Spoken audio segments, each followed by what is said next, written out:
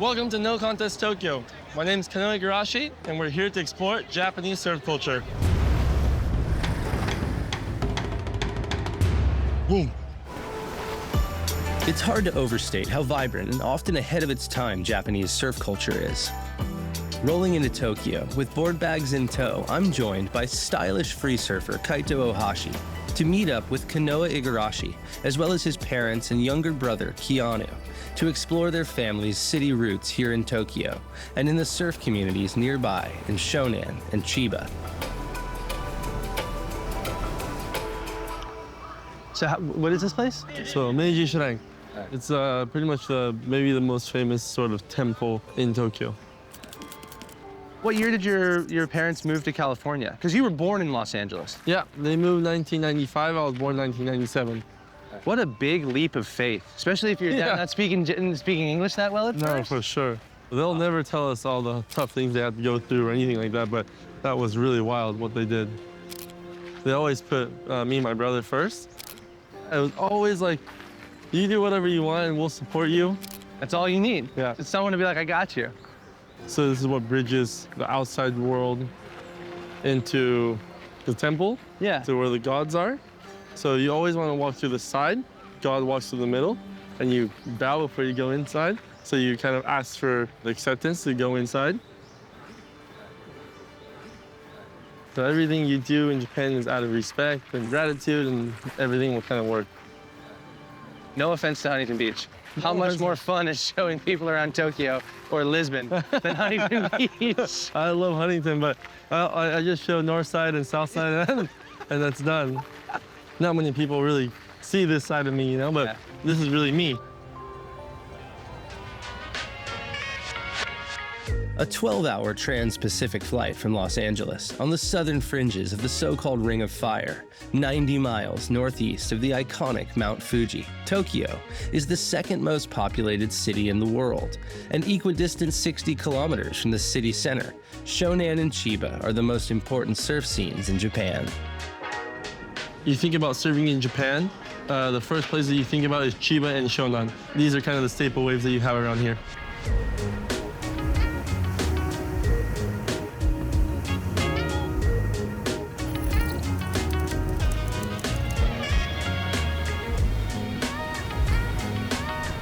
Japanese people, like, they have their little shower, they have their bucket, they have their car set up, they have their quiver. It's a really kind of like attention to detail sort of, you know, craft for them.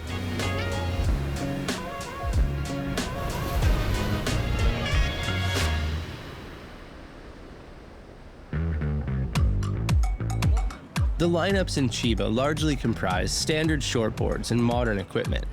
However, Shonan, Japan's answer to, say, Santa Onofre or Malibu, was heavily influenced by the 1990s longboard renaissance, as well as by visiting surfers and shapers from California and Hawaii, like Jerry Lopez, Joel Tudor, and Dane Peterson. Shonan has since produced some of Japan's most influential stylists, longboard icon Seitaro Nakamura, second-generation shaper Ryo Ueda, and free surfers Naomi Kobayashi and Kaito Ohashi. ジョイルチューダーがにみんな影響されて、拓司君の紹介で陸で日本では会ったことあるんですけど、シードリングってすごいがあって、そこに唯一出てる日本人のセーターで、ただロングボードがクールだっていうイメージは与えてくれたよね。そうですよね。それは大きなことだったと思う、シングルフィンが。Along with a variety of surf craft in the lineups here, there's been a huge increase in female surfers over the last decade. With her colorful personality and elegant style, Eriko Kobayashi has been a staple of the Shonan scene since the 1990s. そうですね、私最初にロングボード結構始めた頃からお帽子とかかぶったり可愛いウェットとか着たりして入ってたんですけど、その頃は全然いなくてちょっと恥ずかしいぐらいな感じだったんですけど、今はみんななんかお帽子かぶったり可愛いビキニだったりウェットを着て結構女性も増えて海が華やかな感じになってます。ロングボードがやっぱり盛んで、なんかシングルフィンになってから皆さんこうクラシックスタイル、ナオミは本当に夏生まれで生まれた時からもういきなり海に入って小林直美と言います。日本で出身は日本で鎌倉でずっと育って鎌倉のエリアでサーフィン始めました。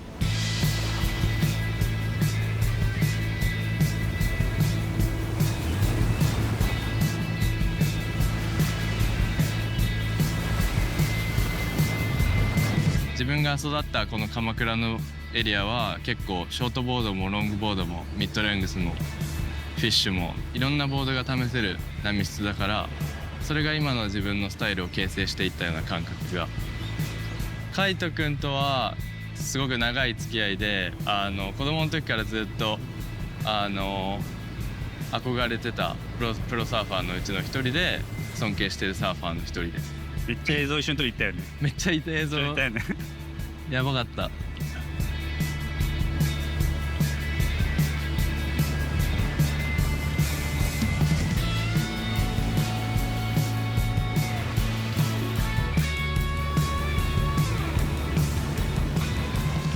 Maybe 4 foot waves. We go surf there. So what is this place? This is Kugenuma place. It's waves always like that. Before started, And always a crowd, always people. always people.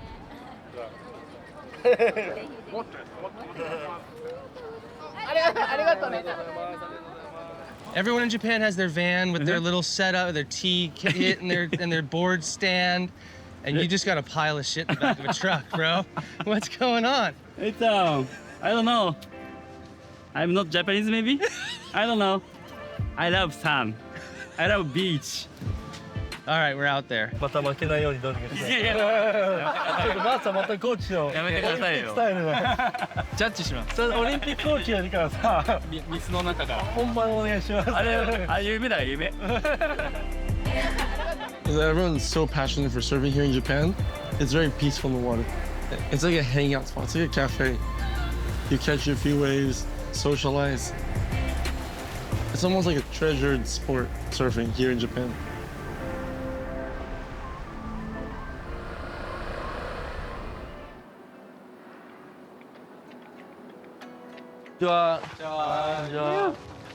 Thank you for having us. サーフボードの匂いだ。すごい。A close friend and longtime collaborator of Jerry Lopez's, for the last 50 years, Yoshinori Ueda has remained one of surfing's most respected shapers. G-Land, Test Session, Java. Is that you? Yeah. Me, Jerry, this. At G-Land in '84. No way! Yeah. But he's very important to Japanese surf culture. Why? His mother is Japanese. そうで大体1日何本ぐらい削ってる？今は1 or 2. That's it. Before, a long time ago, it's one day 5, 6. All handshake. 最近はじゃあ1本には思いっきり集中して。And what percentage is longboards and 50-50. 50-50? Yeah, before only shortboard, but now everything. Yeah. Middle, long, Yeah. shortboard. You grew up you were here all the time at the factory. Before sanding, Yeah. buffing, polish. Sweeping. Yeah. It's an amazing gift to pass on to your kid, man. It's really cool.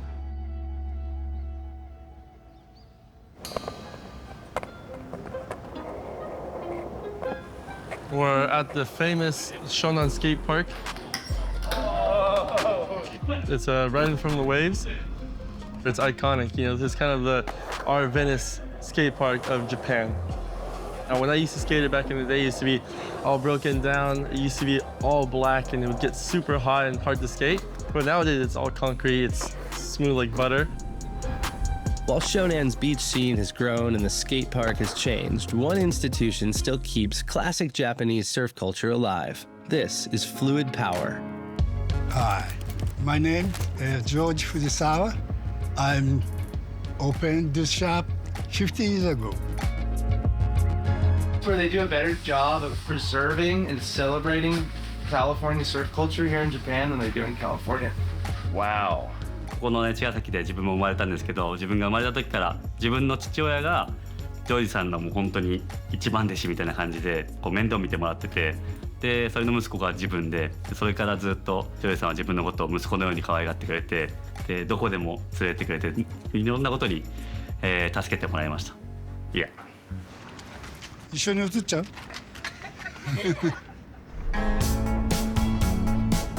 Japanese craftsmanship is internationally renowned, and that attention to detail and pride in quality has earned the country a reputation for manufacturing the world's finest wetsuits. それで日本は四季がはっきりしてるでしょ。それと日本は長いから上は北海道から南は沖縄までだともう全然差がある。でもそこの人たちが全て自分たちに適したものをこっちに要望してくるから40、35 We're gonna need more neoprene. 俺も全員が Extra charge. 19. That's it. That's it. うちの会社の最初の目標はワールドナンバーワン。 So this was something that we've worked on. It all kind of evolved from my Olympic wetsuit, just to have a wetsuit that doesn't hinder performance at all. Automatic. Oh. And then automatic zip up. Yeah. Oh, so you put it on and it kind of zips up for you. Yeah. You come in, you get measured up. 36 inches. Wrists, length, everything. だいたいどのぐらいメジャーメント取らないとダメなの？例えば首とか足首とか。20箇所以上。 And then you pick your material. You get your, your color as well. The combinations are endless. Just unique. Yeah. Individuality. He said this is a little much, but it works. You basically walk away with your wetsuit instead of a wetsuit that was made for a million other people. You definitely feel the extra sort of love that went into the suit. The board should be made for you, and the wetsuit should be made for you as well. That's their mentality.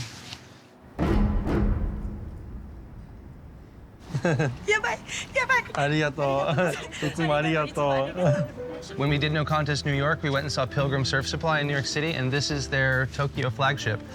Tokyo is always the blueprint for like a perfect surf shop, so Pilgrim Surf Supply. While boutique surf shops are a fairly recent phenomenon outside of Japan, the culture of gorgeous retail spaces has been thriving for decades here in Tokyo. So sick. So sick. Those speakers cool. And it's like stuff you've never seen in another surf shop. Never. You say fashion, people have like this trigger. It's Louis just gonna Vuitton be and some stuff. fucking runway bullshit. Never. Like this is Japanese fashion. Fashion is material. Fashion is like finding stuff that people don't have, select stuff. They're beautiful, and that's like the mark, that Yamamoto neoprene right there, that like slick skin. It feels like butter. Thumbs up. We are blessed here today with the OG, one of my heroes, and he's one of the ambassadors of Japan, Surfing Japan. Welcome back. Arigato. Good to see you. Genki. I remember him running around, the US Open, and I lost. And he came up to me and, how did you do it? And I said, I lost. And why? Why? And I said, why? It's easy. He told me it's easy to win. It's easy to win this. It's like the consciousness is completely different. He's the first ever Japanese to get on the CT. But it all started from Masatoshi, and it's trickling down. Our goal is to nurture the next generation to see Japanese surfing shine and Asian surfing shine.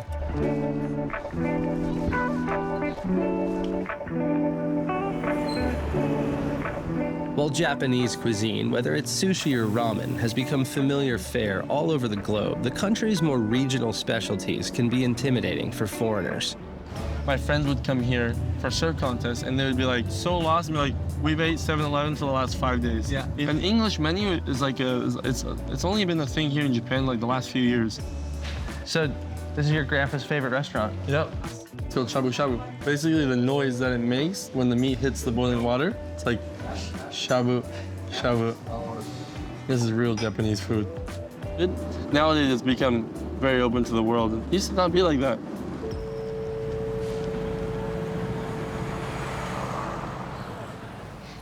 So we're here in the part of Tokyo called Jindaiji. 30 minutes from the middle of all that madness. Has that sort of samurai kind of feeling, This is where I grew up. Hashiburi.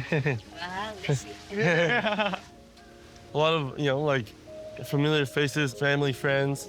Konnichiwa. Japan has some of the cleanest water in the world. For soba noodles, it has to be clean, pure spring source water. And this river runs all along this street, all through here. Yeah. So smart, just like these little channels of energy. Yeah. They didn't want to obstruct the river, so we'll walk alongside it. Nature came before us, so you have to respect that. And so we're about to go visit your great-great-grandfather's soba shop, who was a samurai? Yep, it's been passed on generation after generation. Now my uncle is running it.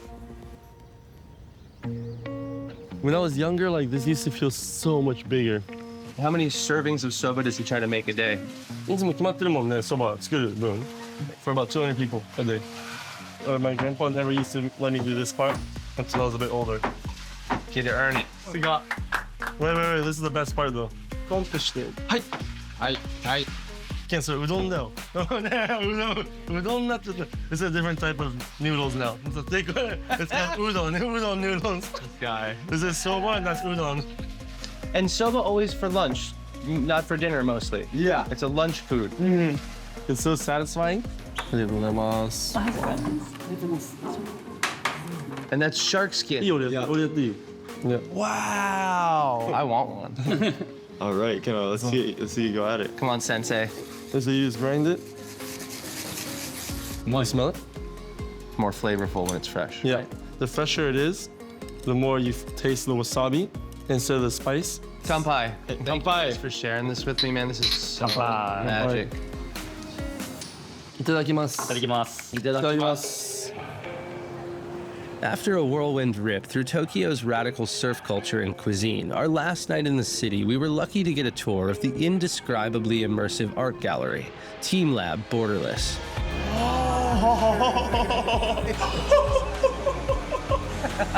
What? Crazy!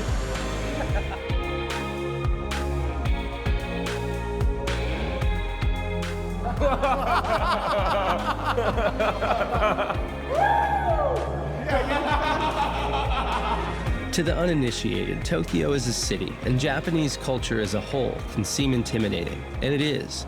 But if you ever have the chance to come with open eyes and a real curiosity, you can experience one of the world's most important cultural hubs and score rippable surf within a short drive of Tokyo's bright city lights. Thanks for watching No Contest Tokyo.